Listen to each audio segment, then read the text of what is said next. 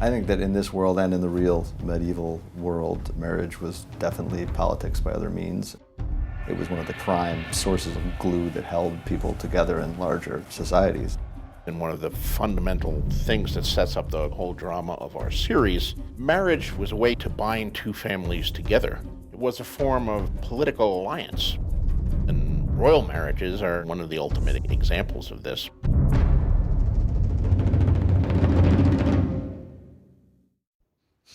The gods are good. Solaris, I will gladly wed your sweet sister. You will be my queen. And I will love you from this day until my last day. The real bomb that goes off in King's Landing in season 3 is the arrival of the Tyrells. They're very powerful, they're very wealthy, and they control a lot of cards. So the family dynamic between the Lannisters and the Tyrells is quite charged. Joffrey and Margaery's marriage had nothing to do with love or even affection. It was purely about stabilizing the kingdoms and lessens the chance of some kind of uprising that we saw start to take place in season 2. Tell me what you think of her. With the Tyrells beside us, we'll crush the Northerners, hang their lords, burn their strongholds, sow their fields with salt, and no one will think of rebelling for another century. He's not even thinking of Margaery as a woman, he's thinking of her as an abstract principle that will help further their family's political aim. It just makes Tywin's job much, much easier. The Tyrells allow them to solidify their hold on the south. I have 7 kingdoms to look after, and 3 of them are in open rebellion. His prime objective is to ensure the survival of the Lannisters and to maintain the status quo, and only change it for the betterment of him and the rest of the Lannister clan. And the way to ensure your legacy and so forth is through marriage. For the Tyrells, I think the idea that their eldest daughter is going to be queen is immensely attractive. Margaery's clearly got a hunger and is incredibly ambitious. Do you want to be a queen? No. I want to be the queen. Margaery knows exactly how to play the game better than almost anybody else. She, of course, is the granddaughter of one of the great matriarchs in our world, Olenna Tyrell. She is the mother of the present Lord of Highgarden, Mace Tyrell, and she is a very sharp lady. I want you to tell me the truth about this royal boy. We've heard some troubling tales. Is there any truth to them? Sansa is an interesting girl. You know, she's beautiful and comes from a famous family, and I want to find out about all sorts of levels of information, definitely. I think they want to get to the top, by hook or by crook. That's part of the fun, isn't it? She realizes that Sansa is a very valuable piece in the Game of Thrones. So far as the realm knows, Bran and Rickon are dead. Therefore, If Robb Stark falls, Sansa Stark is the key to the North. I believe I have a possible solution. their plan is to get Sansa to marry Sir Loras, the Knight of Flowers. But there are a lot of spies, there are a lot of listening ears. So before they can really put their plan in motion, the Lannisters get wind of this. We need to act first and kill this union in its crib. And how do we do that? We find Sansa Stark a different husband. Wonderful. Yes, it is. Tyrion is in love with Shae at this moment, but he's forced into this marriage that I really don't want to be a part of. But at least if he marries Sansa, he can protect her, especially from Joffrey. All we have to do is get a son in the Starkdale. He'll be Lord of Winterfell one day. You can rule the North in his name. You'll have 2 women and a whole kingdom of your own. And then Tywin turns the tables onto Cersei and says she has an arranged marriage as well.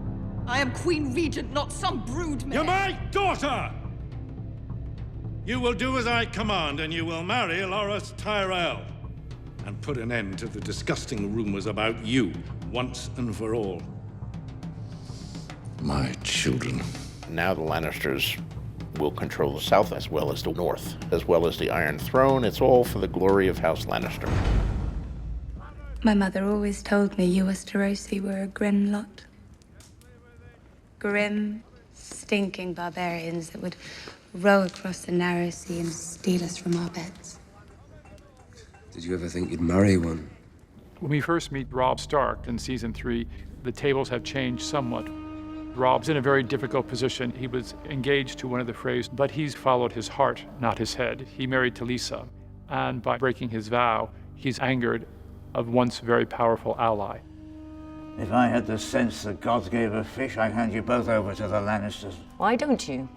Stark, Tully, Lannister, Baratheon. Give me one good reason why I should waste a single thought on any of you. Walder Frey could have remained neutral in this conflict, and that had its own risks, but he saw an opportunity to vastly enhance the prestige of House Frey, and he took it. So now what he cares about is the political contract that was violated. This is not a world where the idea of marrying for love makes any sense to anybody.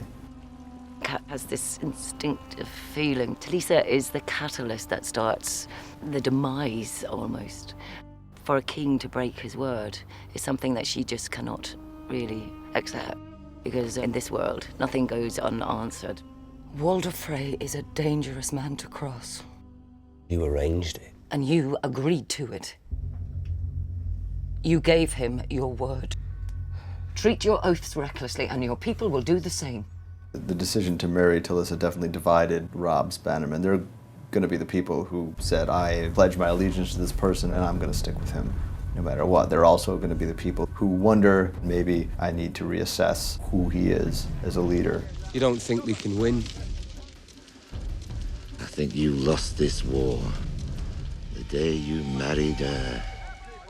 After Robb married Talisa, I think things changed. We lost some of our men, my army, are angered at that, and it's the one dishonorable thing that I feel Robb has done since we've got to know him. I need men to replace the Karstarks who marched home. There is only one person in this kingdom with that kind of army who hasn't already sided with the Lannisters. The man whose daughter I was supposed to marry. Walder Frey.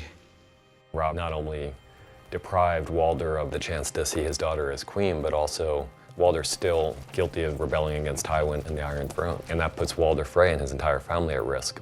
So something that Robb has to try to do is mend a lot of broken bridges and see if he can repair the damage that he's done by a lot of bad decisions.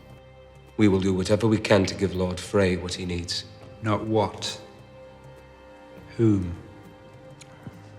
Our father requires Lord Edmure to wed one of his daughters.